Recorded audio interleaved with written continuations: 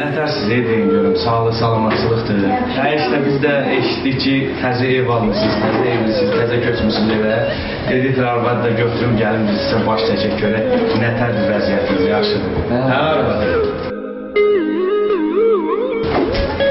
Biz də təzə evləndik. Gördüyünüz kimi bəzi təzə əşyalar, yoldaşımın cehizləri falan filan. Yəni yığmışıq yaxşı hər şey qaydasında. Yaxşıdır, hər şey yaxşıdır. Sizdə nətərdir, əziyyət yaxşıdırmı? Bizdə hər şey yaxşıdır, qaydasındadır. Boşqablar da təzədir, hamısı. Hə, heç bir problem yoxdur.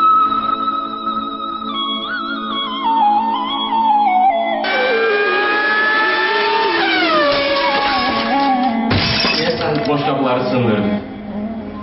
500 mantıqlar deyirəm. Heç də olmaz.